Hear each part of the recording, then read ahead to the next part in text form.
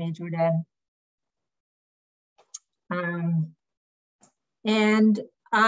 So I've been in analytics all my life, so been through the highs and the lows of being on H-1B, and I'm sure some of you are kind of going through that.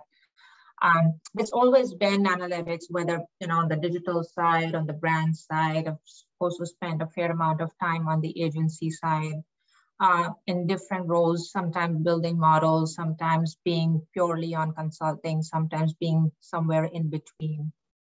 On and off, I'm a capstone faculty at Columbia. I have 2 boys, 6 and 9, 1 dog. And I do stand up on the side. It's a fairly new thing, so don't ask me if I have jokes right now. And I'm right outside the city, literally like 20 minutes away in Bergen County. And I started my company based on the experience that I have. It's called Navik. So when you have a chance, check me out. All right. Let's go. Why isn't it moving? Okay, why am I here? So I think the idea is to kind of talk about analytics in a little bit more traditional sense, because data science is kind of the buzzword. But there are a lot of analytics fields that are highly sophisticated, sometimes a lot more sophisticated than some of the algos that we've seen or heard or talked about. And I think just being exposed to a lot of different industries where you may not be thinking about, these are not FANG companies, these are not big data companies, but there is a lot of sophisticated analytics that happens for engineers, for data scientists, and for everybody else. So I wanted to give you my perspective on what kind of analytics happens in some of these industries. And then in the end, to talk about, depending on where you are in your career, what are the kind of analytics that you should be looking at, if, that makes any sense. So I worked out in quite a bit of these industries: CPG, financial services, ad agencies, digital, retail, like I said. So let's start here. My first job was at Nielsen. Some of you might, think about it as Nielsen ratings, but a big part of what Nielsen does is around CPG. And of all the industries that I've worked with, I think CPG is probably the most fascinating and also the most advanced in terms of analytics and modeling. And the reason being that they've been using big data before it was called big data. They've been building machine learning algos before they were called machine learning algos. And they've been doing this for 30, 40 years now. So they've really built this massive big data warehouse of just turning out these models on a daily basis. And they kind of excel at that. So to give you a little bit of sense of, what kind of data they have and what kind of questions they answer.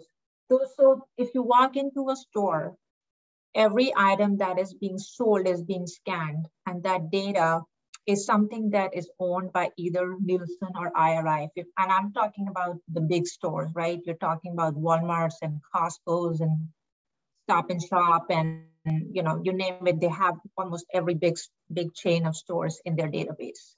And they have UPC level data of that store. So just imagine the magnanimity of data that they're working with. So a lot of questions that I got to, learn was pricing algorithms. So how do I, pricing algorithms would be something like, hey, what is the average price of, say, Oreos? And every day you go into the store, you know that this week it is $4, the other week is $4.29, the other week is $3.69. So they build a lot of these algos to kind of define what the price of Oreos should be. The other question is around price and promo analytics. So, is a buy one, get one free better, or should I do half off? So there's a lot of analytics that happens in each promotion that is being done by those. So every time you walk into a store, every item that you're seeing in the store has been through a cycle of analytics of why it is priced at that level and why is it being promoted at that level. And just fascinating amount of work and analytics that goes into it. So, you know, you can be an engineer, you could be doing something on Tableau, you could be just kind of building these models, you could be analyzing these models, and there are experts within each of these fields within CPG. Category management is another area. So category management could be something like, you know, how many items do I need of a certain category, right? How many Doves do I need? How many 14-ounce bottles do I need? So there's a lot of category analytics that happens within stores, within these CPG brands. So CPG is also one place that takes their analytics very, very seriously, and they make decisions because, you know, changing price of an item by 20 cents has big implications for them. So a lot of really, really good decisions, really good analytics, and a lot of good models that they have in-house that, you know, you're exposed to. I always like keep going back to my CPG clients just because I have a special place for them. There are a lot of companies in the area, like just a ton of them. I'm just kind of naming the big ones here. And the key vendors that I said are Nielsen and IRI. In terms of data, so there's a lot of range, like I mentioned. You have UPC level data, you have aggregate data, you have weekly data. So questions like, you know, how many, say, Oreos did I sell in Stop and Shop on the week of January 15, right? So they do have data at a lot of granular level, you know, how many promotions, how many stores were on how many stores did Oreos was on sale and things like that. So there's a lot of like transaction level data. You have data by Walmart, Costco, ShopRite, US, state-wise, DMA-wise. So it's just, you will not get bored in CPG. There are people who spend their entire lives in that industry. So there's a ton of really great analytics to do. Okay. Do I wait for the questions at the end, or are there anything that anybody wants to talk about now? I think we should wait until questions at the end. Yeah. Yeah, so I think you have about another like 10 minutes or so. Okay. Financial services. So this is another beast, you know, like where do I even start? My area of work has been around digital and marketing analytics. So a lot of work, they spend a lot of time and money on media measurement and optimization. What that means is, hey, I'm spending X amount of dollars in TV advertising. I'm spending, you know, $10 million on Facebook, 20 million on Instagram. What is my ROI on this? You know, where should I be spending my next $10 million on? So this, the media work that happens within financial services is fairly advanced. They make a lot of these decisions fairly quickly. And this is something that's a continuous need for them to find these experts who can help them make these decisions better. They also do a lot of like risk modeling, right? Credit risk, insurance risk, fraud. So there are people who are working to build these models, better these models, optimize these models. I used to work on the marketing mix modeling part of the world. So, you know, how do we optimize their media dollars and get them these results every month? So there's a ton of really good analytics that also happens that's not like categorized as data sciencey, but these models have been going on for like decades now. In terms of data that they do, you know, it's PII data. A lot of it is PII data, which is which makes them also risk averse because they're always worried about something leaking and they just getting in really big trouble. So they're very like risk averse in nature. There are a lot of checkpoints of who has access to what, and there are very strict regulations around who has access to what for most parts. So, and there are very few teams who are allowed to access that level of data. Transaction level data, aggregate data, the transactions that are happening within, by users to their cards and what all. They also have a lot of ad server data, so the advertising that they're making. They have cookie level data that they have access to, that they're seeing, and how they want to target their users accordingly. In terms of the culture, again, like I said, it's a risk-averse culture. It's also like moving a whale, so things take a really long time to get done because they have to go through hoops of regulations.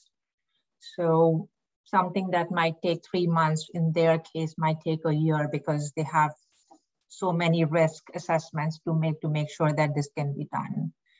So it can be very, like, the bureaucracy can make things really slow, and a lot of analytics people, do not like that. But just so you know that, there's that part of working with financial clients that can be a little bit difficult.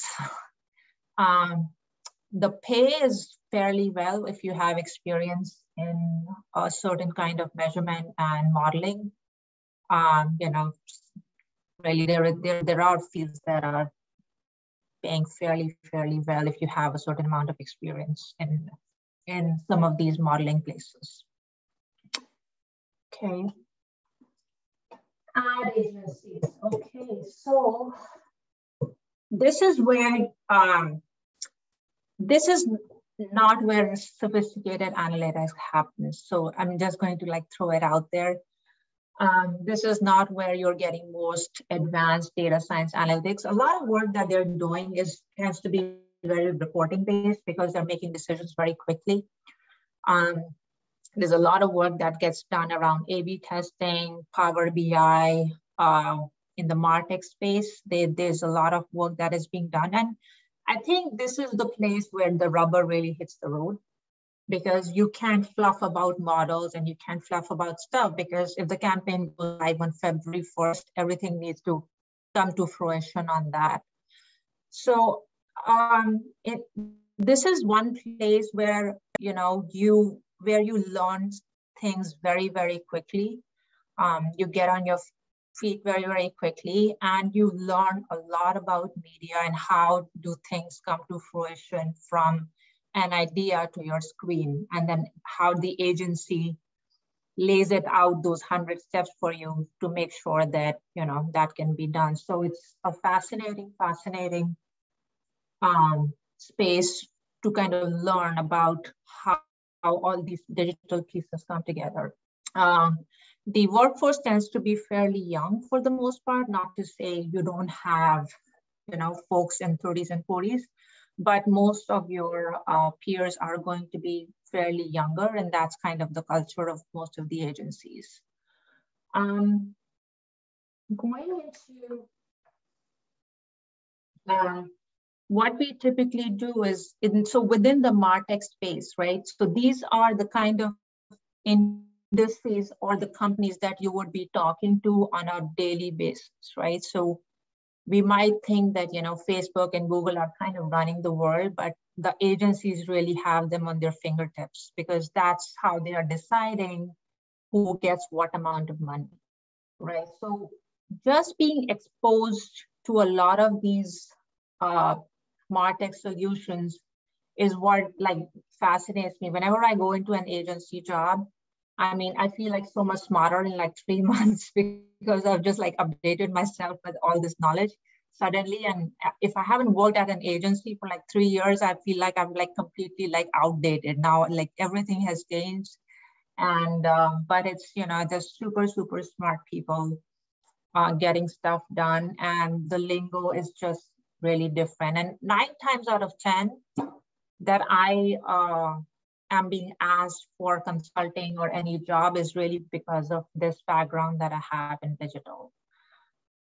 And it's just exploding. It's just exploding at a pace that right now, like, there aren't enough people to support all this work that's going on. So great place to be in.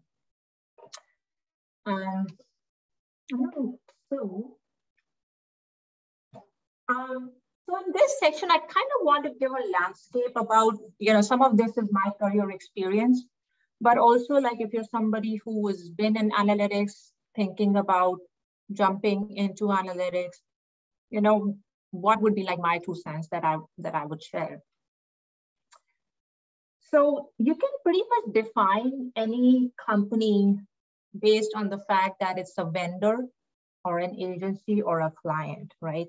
So a vendor would be a company that is sort of like building models or working for solutions across different industries, across different clients. So that I would define a vendor. Like IRI and Nielsen would be like a vendor. Agencies like an ad agency and client is really the end client. And that's how I'm kind of going for the next 3 slides and explaining what that means. So if you're somebody who has, who's either starting out or you're within the first few years of your work experience and you want to build a career in analytics / data science, I'd say start with a vendor. And that's because they have standardized solutions, but they also have fairly sophisticated infrastructure and solutions that is consistent and works across different industries. And what that does is it exposes you to a range of models and problems that are common. So not only are you technically savvy, but you're also with a company that has the infrastructure to support that kind of growth. So whenever you are there, try to work with somebody who has that infrastructure, like even like Trade Desk or any, like Facebook or whatever that is. Try to pick a team that is acting as a vendor for their clients. And to me, I think when I started with Nielsen, I don't think I understood the scale of work that they did across different clients that kind of helped me build that foundation of what all models are there in the market that applies to all these different industries, right? If you're a little bit more advanced and, you definitely do want to experience agency culture, agency work in some shape or form, just purely because of the reasons that I said. It's a very fast moving place, but you'll also learn a lot very quickly. And this is not the place again for, sophisticated analytics, but you'll learn a lot in terms of the MarTech space and how things get done. So definitely try, adding some kind of agency experience to your resume. And after about 10 years, unless you're somebody who's very focused on, I really want to be a brand manager or a marketing guy, for analytics, client, to be at the client, there's nothing wrong with starting with analytics within a client, but I don't feel like any client that I've directly worked for has very sophisticated analytics tools to help you grow. I'm not talking about Uber here, and I'm not talking about Netflix, but for the most part, clients are, they really employ a lot of vendors because they don't have the sophisticated tools and infrastructure to answer that. You may be very much closer to the decision-making part, like if you do X, and then we can implement that solution like, in a couple of months or whatever. But the client is not the place where you're going to get very highly sophisticated analytics solutions. So you want to wait it out to a little bit later part of your career once you have a strong foundation of how data science and analytics happens across the industries before you start working at a client. So that's kind of, I think right now I do work with clients directly, but I'm glad that I waited a while before I made that jump. So Navi, we have just a couple minutes more, and then we have enough time for just 1 or 2 questions, but Navi has her oh, I'm sorry. That's perfect. Right on time. Yes. You knew it. You knew that I was coming. All right. Well, thank you so much. That was really very informative. Definitely a topic that I think not a lot of us knows or has really dug into. So that was really insightful. Thank you. Sure. All right. Yeah. Does anybody have a question for Navi? You can message me privately, or you can just put a cue into the chat and come off mute, come off your video, and you can ask her. Yeah, so one of the questions that I got is what, like for someone, you know, looking to enter this career for like an entry level position, what title should they be looking for? Good question. I mean, again, it depends on the industry, but you know, analyst, data scientist, kind of roles that also has the keywords that are a little bit more technical. So they mention modeling, they mention a couple of softwares, maybe SAS, maybe Python, maybe R. If for a little bit more advanced, but if you're not into this, but you know, for somebody who's an entrant, it would be probably like an analyst / senior analyst within kind of their modeling team or advanced analytics teams. Great, yeah. And Megan has a question. What kinds of companies would be categorized as a vendor? So companies that are working across different industries that have a product. So Salesforce is another vendor.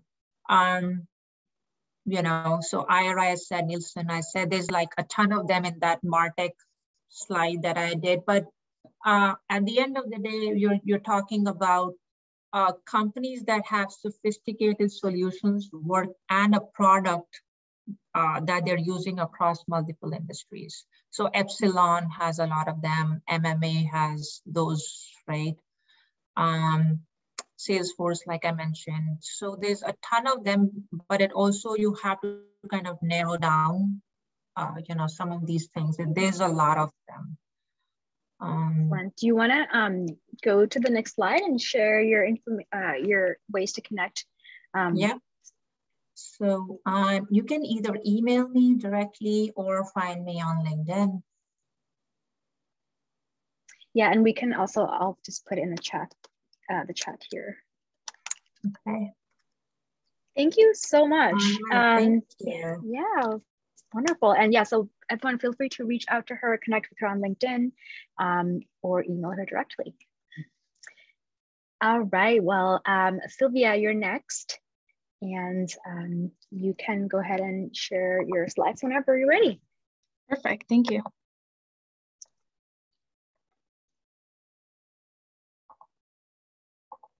Great. Could you confirm that you can see them well? Yes. Perfect, thank you so much. Okay, great, so let's get started. Hi everyone, my name is Silvija Skemaite, and today I'll be talking about storytelling and stakeholder engagement. And we'll see how this can lead to a lot of people saying yes to your project.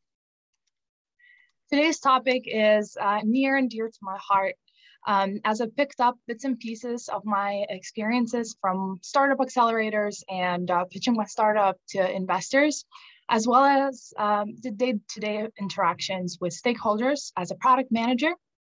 And of course, lots of trial and error, making sure and trying out different things of how I can best engage people that I work with. First, a little bit about me. I'm a product manager working on modernization innovation initiatives at ADP in New Jersey. I bring my startup experience as I've pitched to investors for funding before and presented at competitions. I have a bachelor's degree in engineering and computer science, and I'm a strong advocate for women in STEM. I love mentoring and always look for opportunities to mentor the upcoming generation of leaders. In my free time, I love to read books, especially about innovation. I love traveling and exploring new food, surfing, or hiking scenes. So let's jump into the topic. Today, I'll be talking about storytelling and getting people bought into your ideas. We'll achieve this through a 3-step technique that you can apply in any conversation, whether it is a project readout or a pitch for a new idea, and whether you're talking to your manager, your peers, or any colleague.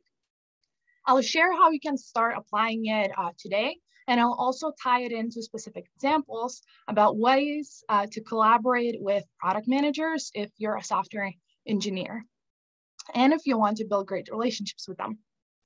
As a bonus, I'll be sharing a technique called Nemawashi that helps me align with stakeholders even better when I have the meeting before the meeting. So stay tuned for that. And I'll be happy to take any questions at the end of my lightning talk. So it is my hope that you will walk away with at least one piece of advice that you can apply in your next conversation with a stakeholder and make it a huge success and get even more yeses. So first of all, why stakeholder engagement is important. So let's start with who are the so-called stakeholders? Those are the people who you work with day to day. It may be a developer, a project or a product manager. It could be a colleague from another team or business unit, or even your own manager. So why is it so important to be effective at engaging the people you work with? Well, we engage with them in every single conversation, every single day. So it affects every single area of our work. So effective stakeholder management will help you build better relationships. It will help you get things across the finish line in a better way and faster, and it will propel you in your career. So now that we know how important it is, I want to give you a few great tools that will make you very effective in engaging the people that you work with. Starting with our 3-step technique that I call the 3 E's of stakeholder engagement. It includes engage, excite, and enroll. Engage is all about sharing your story with the listener and showing your perspective of the idea. The second step is excite, and it's about showing how your idea is relevant to your listener and how it will help them be successful. The last step is enroll. That's where you want to get your listeners' input on your project and make them feel part of it. Let's jump into them a little bit deeper. So all of us are driven by different goals and interests, but all of us have one thing in common. We're more likely to help someone if we know why they're doing it. So the first E is engage. So how can we engage people? Well, let's share your story. Start from the beginning. Walk us through your thought process. So let's say you're trying to pitch an idea, or you're talking with your development team and you want to propose implementing an infrastructure improvement to your product. You're convinced that this project will be a huge success, but before you jump into any details, share your thought process with your team. Let them know how you came up with it and why. Help your team see the importance of what you're proposing to build. The second E is excite. It's all about exciting your listener about your idea. So how can we excite them? We want to understand what the listener is driven by. What are their career ambitions? What goals are they trying to achieve in their team? Show them a way that they can achieve their goals by helping you and collaborating with you on your idea. This means that you want to get to know your listener better, both as a person and as a colleague. Let's say you're talking to an engineering or product manager from a different business unit, and you want to propose an opportunity for collaboration to build a joint feature that will improve customer satisfaction. Before we bring anything up, we want to understand what their team is currently focusing on. Is it delighting their customers? You want to understand what they care about and speak their language. How does your idea help them succeed? Last but not least, our third E is enroll. We want our listener to be bought into your idea.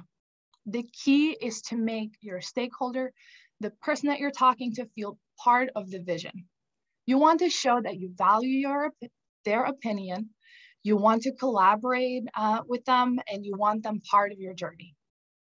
So for this example, let's say you're talking with your manager about a new process that will help the team's efficiency. Ask your manager if they see any points for improvement. Show your genuine interest in the feedback that they have to offer and make this idea even better.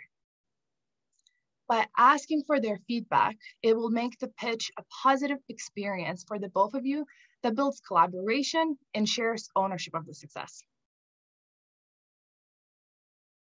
So to recap the three-step technique, what are the small things you can start doing today to become better at stakeholder engagement? So first, always share your thought process behind an idea and try to understand what's on your stakeholders' plate. Listen to understand their perspective before sharing your idea. And if you can, do your research to get a better sense of what their priorities are. Lastly, ask for input. And all of these steps combined will set you up for success for any conversation. Now let's look into a specific example. How can you be your team's MVP? Here's an example of how a software engineer can work with a product manager that in a way that engages and excites them, and you're both committed to the success of a project. So first, try to understand what your product manager cares about the most.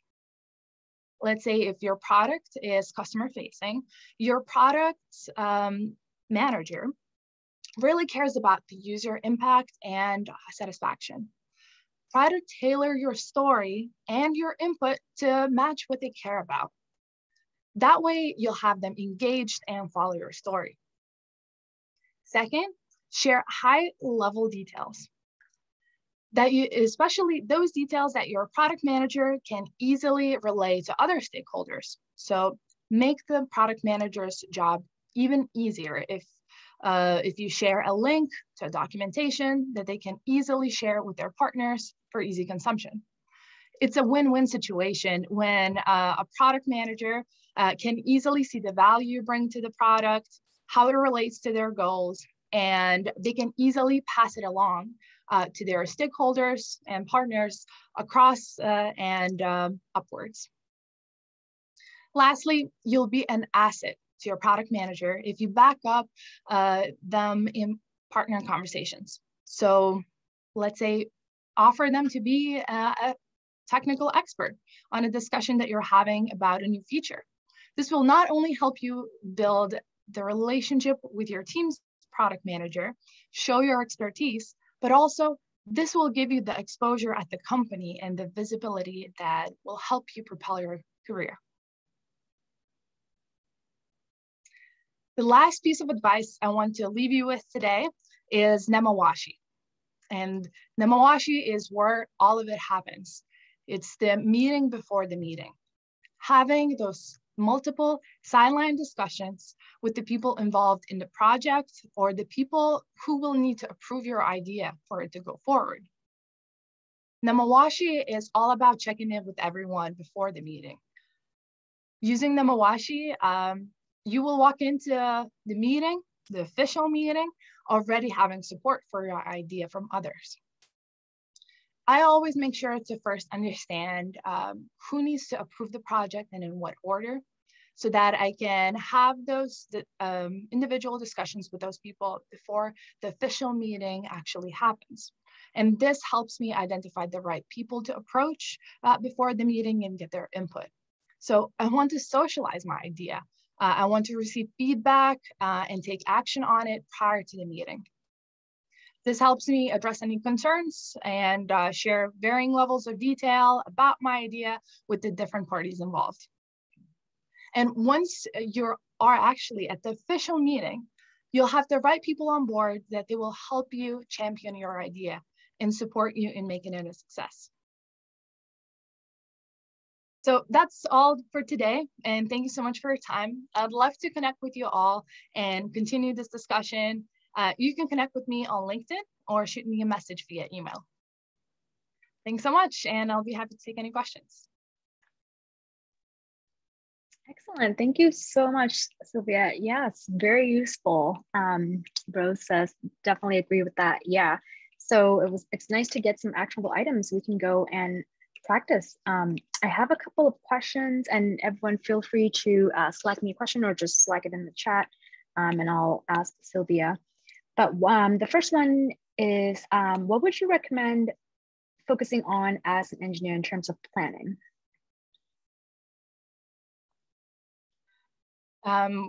Would you guys care, could you guys elaborate planning, let's say for a meeting or planning for a project? Yeah, I think planning for a project. Okay, sounds good. So let's say in this case, right, the person asking the question is an engineer. So one way you can definitely sort of like incorporate what I was sharing today is start thinking about the people that your project or your idea will involve, and you want to always keep them updated along the entire path of the progression of your project. So let's say you're planning for the project. So identify the people that will be affected. Will it be affecting a different product focus, right? Like maybe a different part of your product.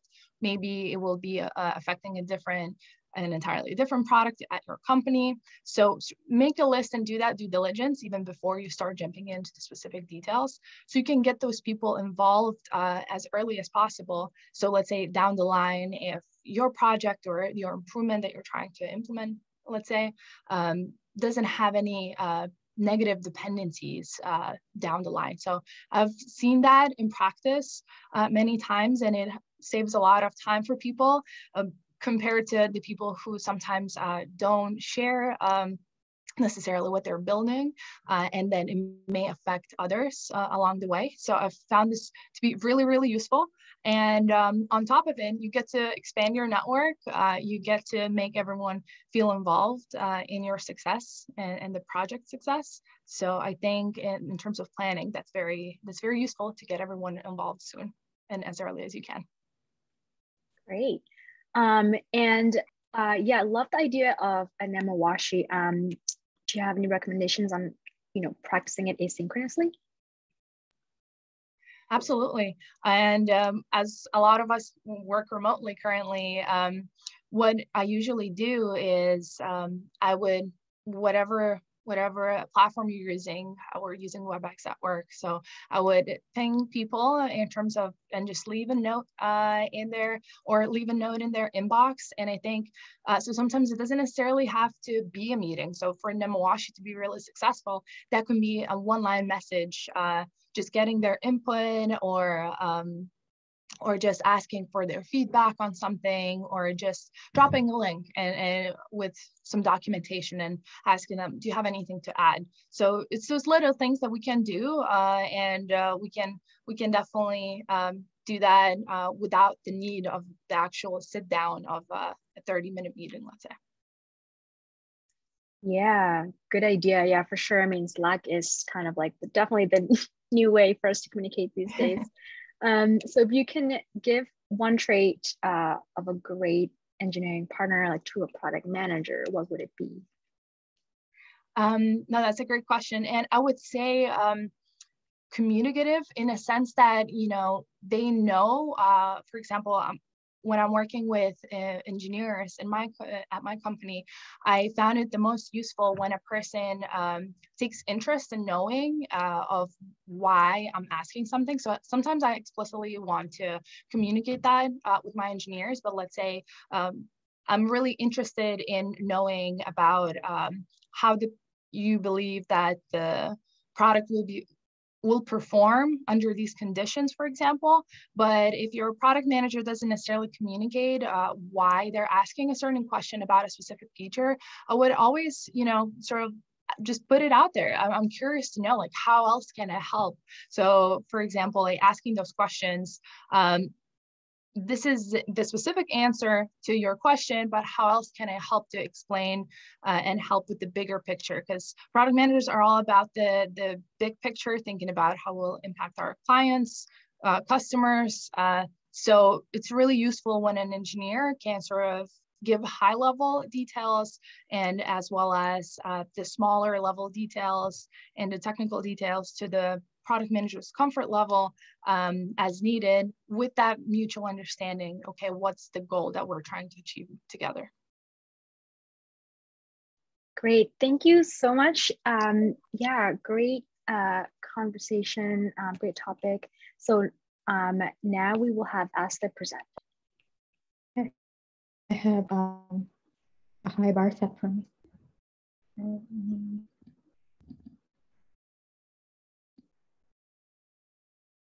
You guys see my screen fine, hear me fine? So my topic today is going to be standing out with analytics. And the agenda is going to talk a little bit about me, talk about why I think analytics makes sense, why it makes sense for people like you guys, the different sort of ways we can sort of connect, communicate, and create impact through it, and then leave like time at the end for Q&A. So I studied analytics. My degree sounds fancier than it is. They call it quantitative management. It was basically analytics. And then since then, I've been working in product analytics, and I've been working with marketplaces, which like I'm excited about because you can kind of look at like the demand side of analytics and the supply side and figure out what a good balance there is. So one of the like professional achievements I'm proud of is that I co-authored like a published Harvard Business School case study, which was also about like the tech industry and sort of fostering business innovation. And I'm excited about like expanding opportunities. It's really hard to recruit. I know the pain. If there's anything I can ever do to help, please let me know. And I did a couple of random fun facts. I've lived in 6 cities over the last 6 years, and I have a scuba diving license, the beginner one. And I used to play chess competitively. So I was going to talk about like why I think it's a good like time to be learning analytics. I think it's a growing field, like especially in like product analytics. I'm like really seeing more and more of it. Like it's kind of like when I started school, I think the year before me, there's only a couple of people who went into it. And then my year, there's a whole bunch of people that went into it. And I think the other interesting piece for like people who can code is that a lot of infrastructure is still being built out. I feel like we've changed vendors a bunch of times. Things keep needing to be migrated, and it's just so much easier when you like understand how it works. And then so the values of it, which is what I'm going to talk about more, is I tried to put it as connect, communicating, creating impact. And for YU, I think you guys are really motivated. Like you're here, you're spending your evenings like working on your professional skills. So, you know, you're kind of already there. I think people who code off tend to be very structured thinkers as well. And I think that helps you build products better. Like one that you're a structured thinker, like really logs in with like how analytics tends to be logical, and it just helps you feel better. So for the connect piece of it, I think for wanting to like grow in your career or like even wanting to then get your first job, I think it's really hard to do it when you're doing it alone. So the way I did it, or I think the way I know a lot of people around me did it, was like building like mentors and sponsors. And I was reading up a little bit on like how we really develop that relationship, or like what you can do to be a good mentee as well. And it kind of came down to this like acronym used in school all the time. They called it like VITIN, which was like, what's in it for me? Because you're asking someone to like invest a lot of their time and effort in you. So you want to be able to do something for them as well. And one way I've tried to do this is a lot of these mentors are like decision makers, and a lot of what they're doing is data driven. So I always offer to be like, even if it's not someone in my org or something, I'll be like, hey, I can pull that for you, or like, do you want me to like cut it a different way or something? Just to kind of start getting involved in those discussions, where even if I'm not necessarily with them, I can help them prep for it, or just start kind of building that relationship with them. I found like that to be like a good way to do it. The other piece I wanted to talk about was communicating. So I think a lot of analytics is being able to ask the right questions and then visualizing it. So I think understanding the problem is being able to say, you get asked a lot of questions, but being able to be like, oh, so what is answering this really do? Like, so what? So I think that piece is where a lot of analytical thinking is helpful. And the next one for me is being able to size it, because you get asked so many different things, and you could each of those could take you 10 hours and you don't have 10 hours to spend, right? So you're trying to figure out like rough estimations, and they're doing like a projected impact. So I think a lot of times gets like lost when I get asked for things. A lot of times it'll be like, oh yeah, but like conversion rate on this went up like 1%, so we're doing great. But then if you really bring it down to, okay, it was conversion rate, but it was on like one device on one OS in one category, and that 1% translates to this much as dollars. So is it really worth like spending like all this time trying to do something? That is something I'll come across a lot, and just being able to like kind of use numbers to like load it in there is really helpful. This is just an example I really like from school. It's a visualization example where this is from, way before they had Tableau or even Excel or anything. And it's looking at like a cholera map for London, because people were getting really sick and they couldn't figure out why. And they finally started visualizing to see where all the cases were. And they could figure out clusters, and they could see this coming from this one water pump. And that's how they figured out that this is how the disease is spreading. And it's very elementary version of like what they do with like a lot of like public health models now as well. And here's another example if anyone wants to look into this later. It's just showing us like how much of Netflix is real. But I think visualizing things is another good way to communicate with people and like know what you're talking about, and like pictures with a lot of words. And then the last piece I wanted to walk you guys through some like impact examples of them. Like I've worked with engineers and like how that like relationship or like something they've done there. So this was, our website has like an intake bot where the last message our bot sends is something like, go to our credit card page, see your results, something like that. And we noticed that conversion was really off there. So my task was investigating this like drop in conversion. And as an analyst, I'm looking at all these different things, right? I'm trying to create all these visualizations. I'm like writing queries to like split up customer characteristics and seeing, is it coming from one way or another way? What finally happened was, that we changed a little product feature, and it was so little that it was never flagged to me, but we were doing an auto redirect. So anyone who didn't click on the results within 10 seconds just got redirected anyway. And it was like a really small thing, but my engineering team figured it out in like 5 minutes. And I spent like hours working on this and like not being able to like understand what was going on. But I think this was one of those situations where if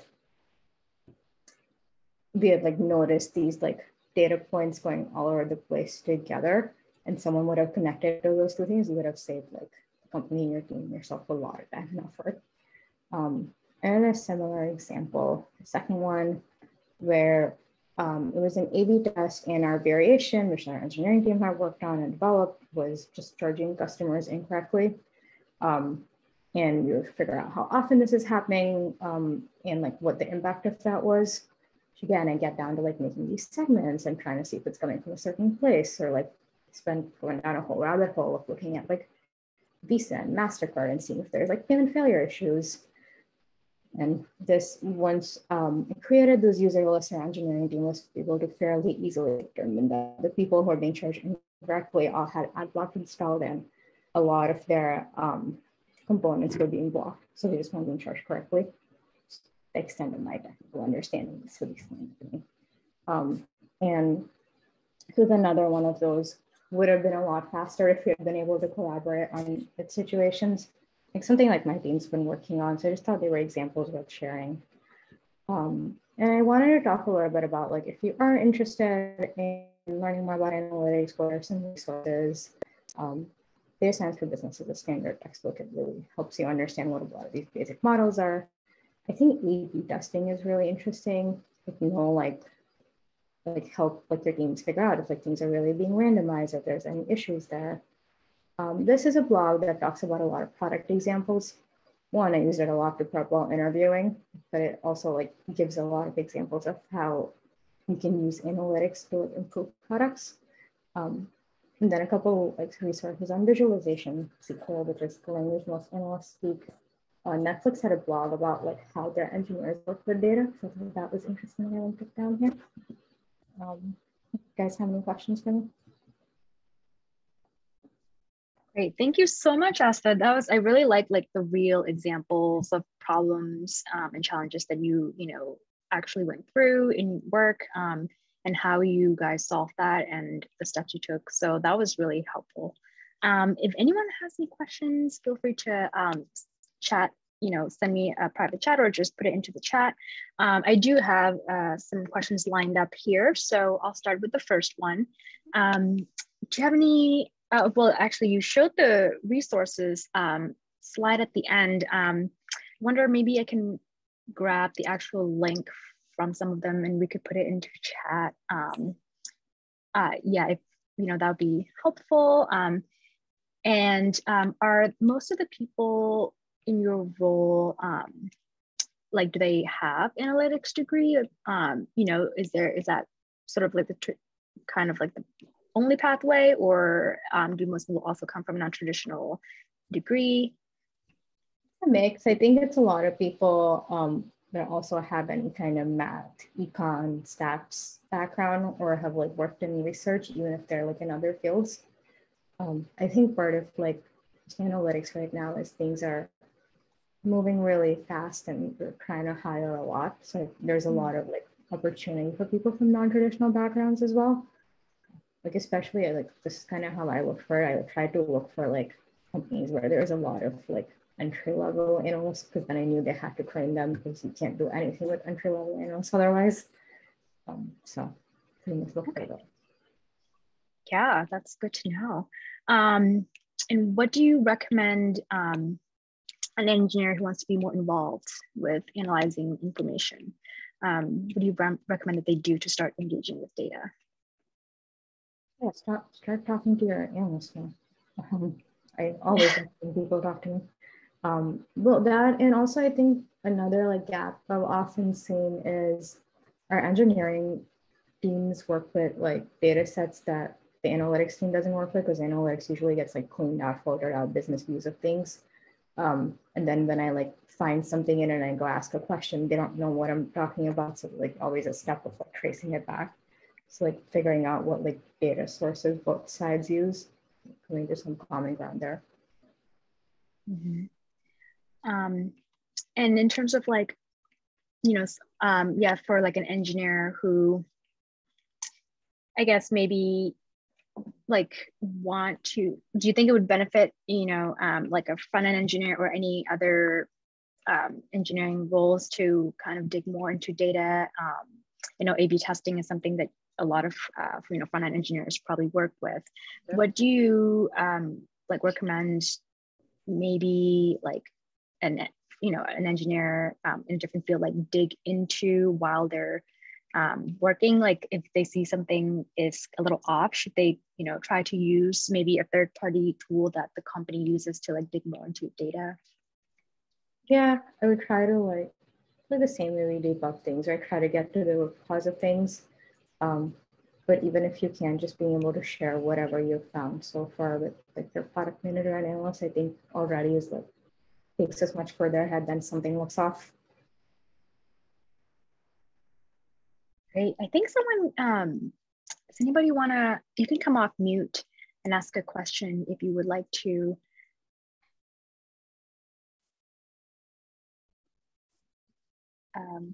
We'll stay in touch with anyone if you guys have any questions later.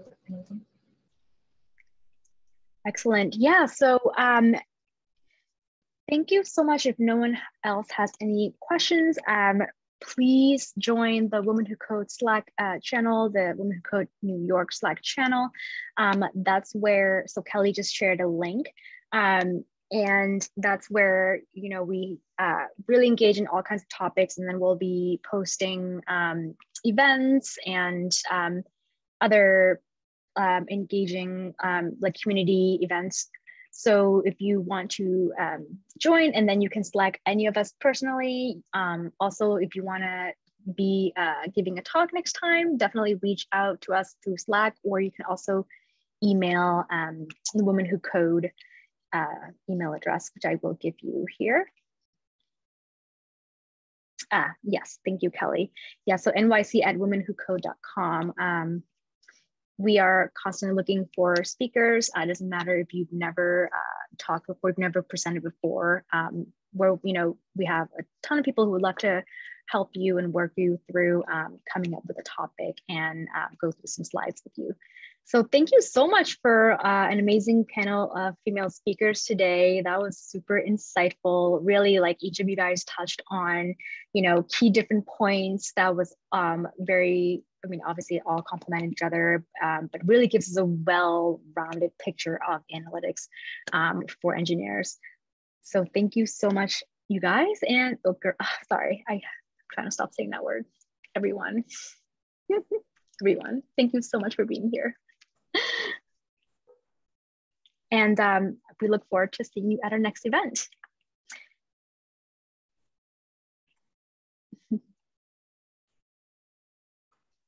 Bye guys. Bye, bye everyone.